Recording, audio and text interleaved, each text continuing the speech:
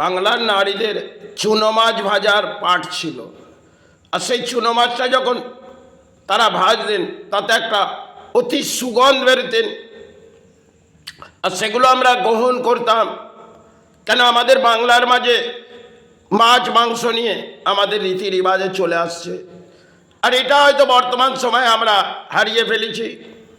আর পেয়ে গেছি হাতের মধ্যে একটা মোবাইল, তাই যে কেউ যদি দান দেয় তার দানের বলি উড়িয়ে হয়তো দেখব যে একটি গীতা একটা সমাজে পড়া হতো। আজকে গীতাটা আমাদের সমাজ থেকে যেমন সরে গেছে।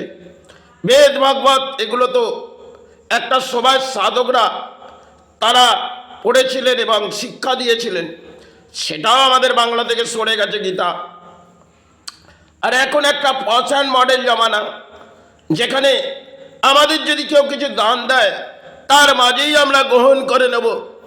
এটা দেখবেন বাংলার মাঝে আত্মভিত্তিতে বসে গেছে রাজনীতি।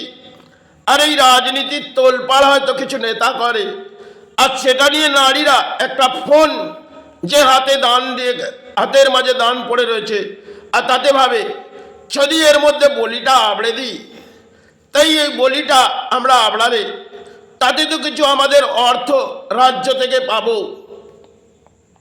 আর দেশ থেকেও কিছু অর্থ পাবো। কেন রাজ্যের নেতাদের যদি কিছু ফোনের মাধ্যমে একটি বলি ছেড়ে দিই, হয়তো সেটা তারা গ্রহণ করবে। আজকে বাংলায় দেখবেন হৃদয় এটাই, যেটা একটি রাজনীতির হৃদয়, আর ধর্মের হৃদয়টা বাংলা থেকে সরে গেছে, এসেছে অধর্মের হৃদয়।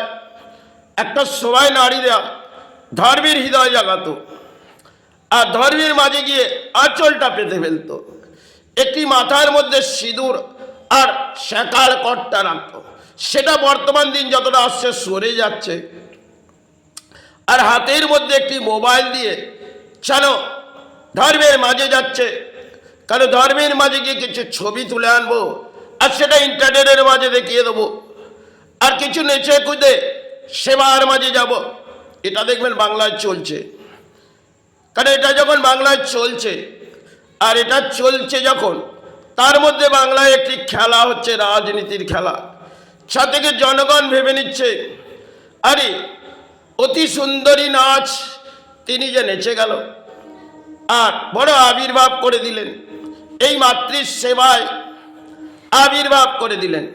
এগুলো সবাই ক্ষেত্রে এতটা উদ্মাত হতো না, আর এতটা ধর্মের মাঝে এরা এই ব্যাখ্যাগুলো করতো না। কেন আজকে দেখবেন বর্তমান দিনে কিছু নারী আছে, তাদের তো কোনো খই ভাজার পাট নেই, আর না আছে চাল ভাজার পাট। তবে একটি পাঠ ধরে নিই, যেটা হচ্ছে এই ফোনের মাধ্যম দিয়ে কিছু একটি পাঠ পড়ে সমাজকে শোনায়। কেন গীতা ভাগবত সেগুলোতে একটা সময় পুরুষরা পড়েছিলেন, আর সেটা পুরুষরা যখন সমাজ থেকে সরিয়ে ফেলেছে, তাহলে এটা আমরা নিয়ে একটা চণ্ডী পাঠের মতো তুলে দেবো, আর সমাজে মানুষ দেখবে। এই হচ্ছে বাংলার একটা খেলা সমান অঙ্কে। আর কিছু খেলা চলছে রাজনীতির খেলা, সেগুলো দুর্নীতি, সেগুলো আমরা গ্রহণ করে নিয়েছি, আর ধর্মের নীতিটাকে সরিয়ে দিয়েছি। অধর্মের বলি বলে আমরা ধর্ম জাগিয়ে নিয়েছি। এগুলো বাংলায় চলছে, আর এটা নিয়েই সমাজ উন্মাদ হয়ে পড়েছে।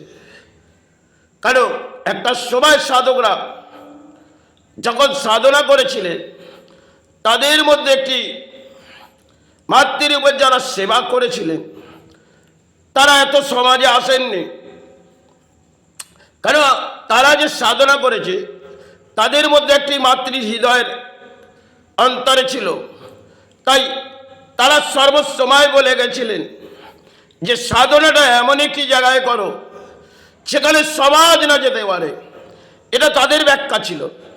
কেন আজকে দেখবেন গিরিদের ভিড়, যেখানে নারীরা এক একটা স্থানে গিয়ে সতীপীঠে চলে গেলেন, মা আমায় দান দে, আমি যে তোর দরজায় এসেছি, আমি যে আঁচল পাততে পারি না মা, আমার তো আঁচল নেই, কেন আমি তো বস্ত্রটা চেঞ্জ করে দিয়েছি, তাই এ থেকেই দান দে।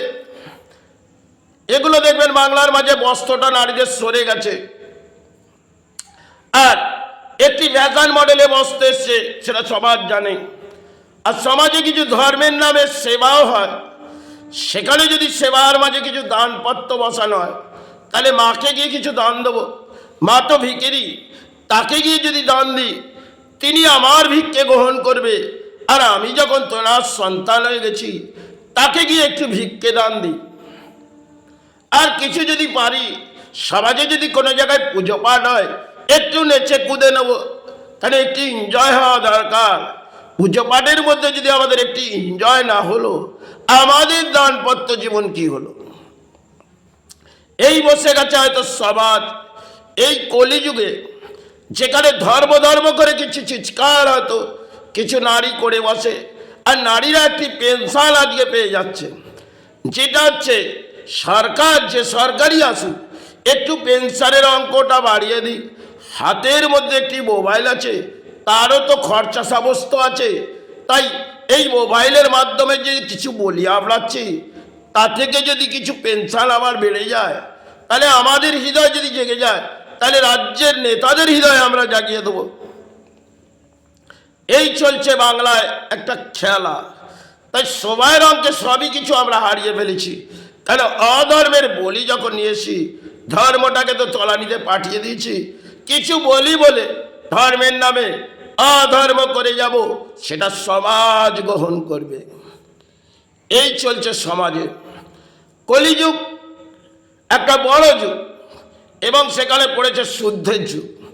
তাই শুদ্ধের যুগে আমরা পরিবর্তন করে চিৎকার করে ধর্মটাকে মনে হয় হিংসা বৃদ্ধির মাঝে নিয়ে এসেছি। আর ধর্মটা যেমন একটা আমাদের মেরুদণ্ড ভেঙে ফেলেছি, কারণ ধর্মের আশ্রয় তো ছেড়ে দিয়েছি, অধর্মের বলি বলে ধর্ম জাগিয়ে যাচ্ছে। এই যদি হয়, বাংলার পরম দুর্ভাগ্য এসেছে। তবে একটি ঝড় হয়তো কখন বয়ে আসবে, সে রোকার ক্ষমতা কারো নেই। কারণ প্রকৃতির খেলা আমরা জানি না। একটা জোয়ার যখন আছে, সেই জোয়ারটা কিছু ভাসিয়ে নিয়ে যায়, আর জোয়ারে কিছু দিলে কিছু কেটে যেত। আজকে সেগুলো আমরা মেনে নিই না। আজকে আমরা একটাই হৃদয় থেকে মানি, সেটা আমাদের অন্তরে লাগে। সে একটি ডিজের নাচে সেবা করতে যাব, সেবার মাঝে যাব, আর তা থেকে যদি একটি এনজয় শারীরিক দেহ না হলো, তাহলে আমাদের দেহের মধ্যে যদি এনজয় না হলো, তাহলে মাতৃরূপের সেবা কি দেখলাম? এই চলছে বাংলার সেবা। তাই সময়ের সাধকরা যখন সাধনা করেছিলেন, তারা বারংবার সমাজকে বোঝাতে চেয়েছিলেন, কেন একটি জঙ্গলে বসে যদি সাধনা করা যায়, সেটা হয়তো জঙ্গলের আশেপাশে যেগুলো গাছপালা থাকবে, আর সেই গাছপালার মাঝে কিছু পোকামাকড় আসবে, তাই সেই জঙ্গল পরিষ্কার করে সাধনা করো। তারা সেটা ব্যাখ্যা করেছিলেন। আজকে সমাজ তো সেটা হারিয়ে ফেলেছে। আর সমাজে কিছু বাবাজি বসে পড়েছে, যে বাবাজিগুলো বসে পড়েছে, মানে সেগুলো ক্রিয়া কার্যর কাজ করছে, যেগুলো একটা সময় অবদান ছিল, সেগুলো তো আজকে দানের মাঝে আমরা চলে এসেছি। কেন আমরা বশীভূত নিয়ে, কবজ নিয়ে আমরা ধারণ করছি, আর পরক্ষতি চাইছি। আজকে সমাজে দেখবেন কিছু ক্রিয়া হয়, কিছু তন্ত্র বসে পড়েছে, অধর্মের মাঝে বসেছে, আর কিছু পুরোহিত যেমন বেরিয়ে পড়েছে সমাজ থেকে। কিছু মায়ের কাছ থেকে ভিক্ষা চাইব, আর কিছু সমাজের মানুষ দেবে। এটাই হয়তো চলছে সেবার মাঝে দান। তাই একটা সময় সাধকদের ব্যাখ্যা ছিল, সে সাধনার জগৎ যখন এসেছি, তখন কঠিনভাবে লড়াই করে যাব। তারা বুঝিয়েছিলেন, এগুলো আমরা হারিয়ে ফেলেছি। তাই যাই হোক, সবাই অঙ্কের হয়তো খেলা কিছু প্রকৃতিতে আসবে, সেটা সমাজকে মেনে নিতে হবে।